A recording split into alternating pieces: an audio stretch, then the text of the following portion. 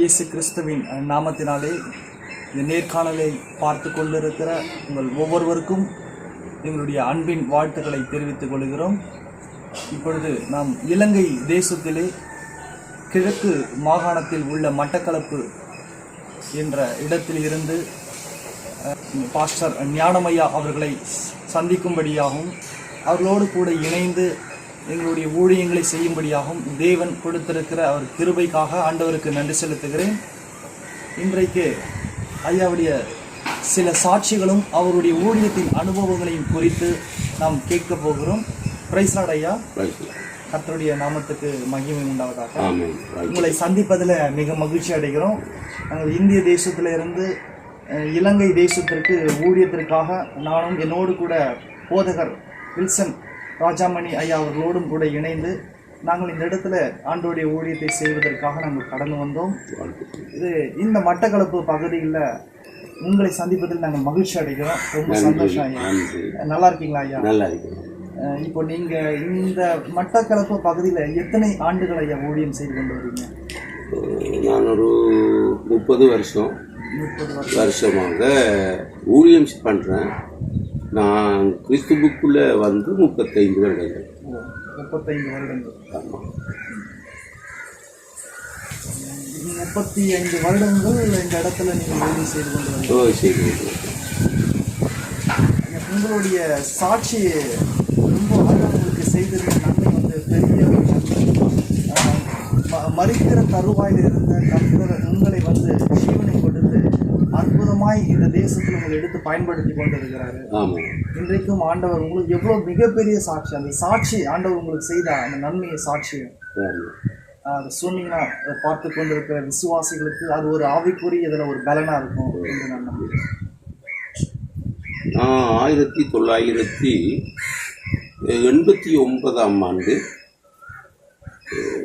ஒரு வெகு மோசமான யுத்த காலம். அந்த காலத்தில் தான் நான் ஆண்டவரை அறிந்தேன். 89 ஆண்டு இந்த யுத்தத்தின் நடுவிலே அகப்பட்டு 40 குண்டுகள் என்னுடைய சரீரத்தை துளைத்து ஒரு கிட்னி வெளியே பறந்து இந்த கால்கள் உடைந்து நடக்க முடியாமல் அரசாங்க வைத்தியசாலையில் அனுமதிக்கப்பட்டு 15 நாள் உலகமே தெரியாமல் கோமா நிலை எண்ணுவார்கள்.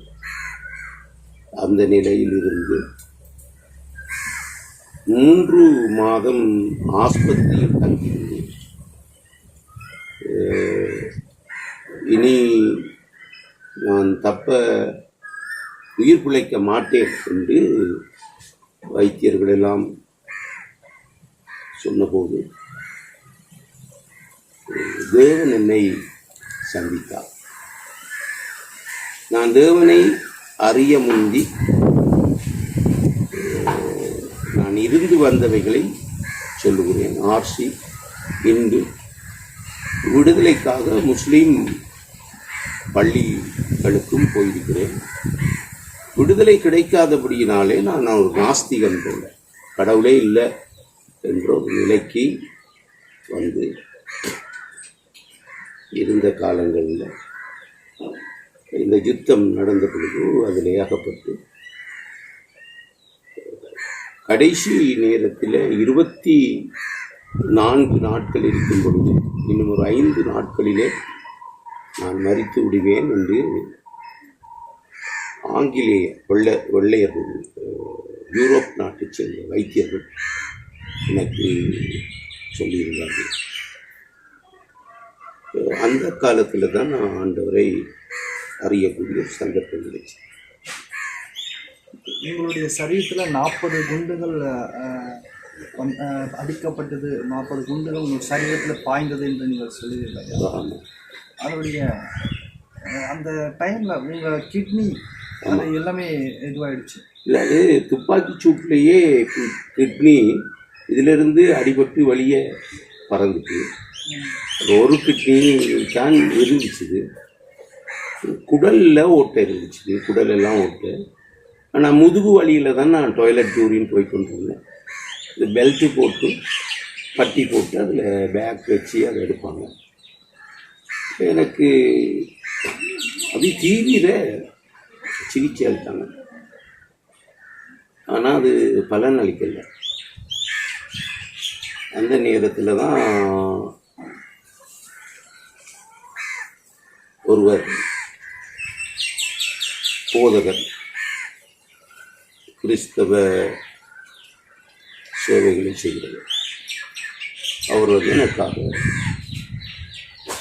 ஜெபிக்கிறதுக்கு வந்து ஜெபித்த பொழுது தேவனுடைய அற்புதம் சரீரத்திலே நிகழ்ந்தது.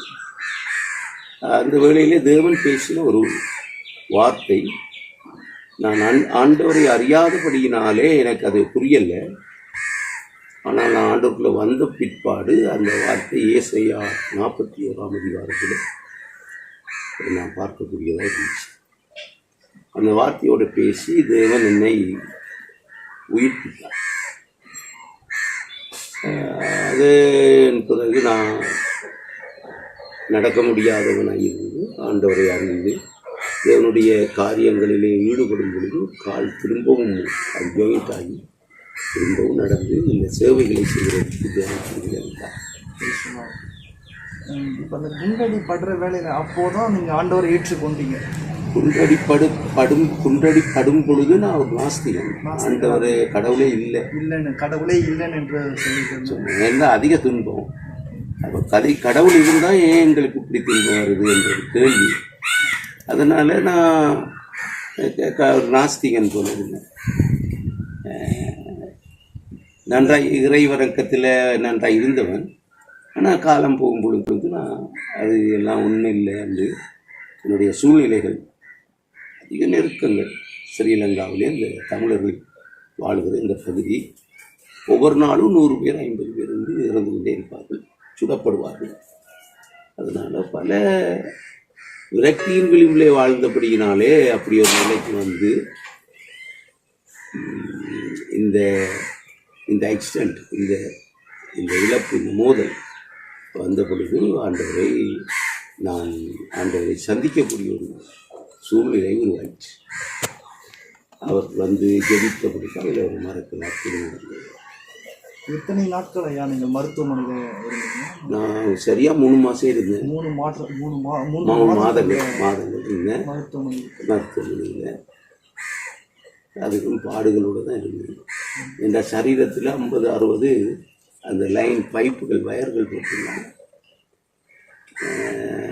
சாப்பிட்ற கழிவுகள் எல்லாம் இந்த பின்பக்கம் பேக்கில் முதுகில் ஒரு ஓட்டை துளைவு போட்டு, அந்த குண்டுகள் போன வாசல்கள் அதில் ஒரு துளைவு போட்டு அதற்குள்ளே ஒரு பட்டியை போட்டு ஒரு பேக் வச்சு அது நிரம்பின பிற்பாடு அதை கலட்டி எறிந்து விட்டு திரும்பி அடுத்த பைய போவாங்க. நேரத்தில் தான் ஆண்டவர் சந்தித்து கிருபையாய் அதை கொட்ட பண்ணினார். அதற்கு பிறகு நான் வளமை போல இயங்க ஆரம்பித்தேன். வைத்தியர்களுடைய ஆலோசனை இருந்தது. 24 நாட்கள் என்று சொல்லி 7 நாட்கள் என்று சொன்னாங்க. 3 மாதம் 20 நாள் இருக்கும் பொழுது வைத்தியர் அவருடைய அறிக்கையில் எழுதிட்டார், இவர் 24 இன்னும் ஒரு 6 நாளில் மரித்து விடுவார் என்று. அந்த 6 நாளைக்குள்ளதான் இந்த ஃபாதர் அவர் போதகர், அதை பெந்தகோஸ்தல் சபைக்கு அவர் வந்து எனக்காக மன்றாடின பொழுது இந்த உறுப்புகள் எல்லாம் தானாக இறங்கி போய் அந்தந்த இடங்களில் ஒட்டி கொண்டது. ஒரு பெரிய அற்புதம். அது நம்ம செய்யலை, நம்மளுடைய கிரகமும் இல்லை, பணமும் இல்லை. ஆனால் ஆண்டவராக இயேசு கிறிஸ்து செய்தார். பிறகு பரிபூர்ண குணமடைந்து விட்டீங்க. பரிபூர்ண குணமடைந்து உங்களுடைய காயங்களை பார்க்க முடியுமா? ஆமாம், காண்பிக்கிறேன்.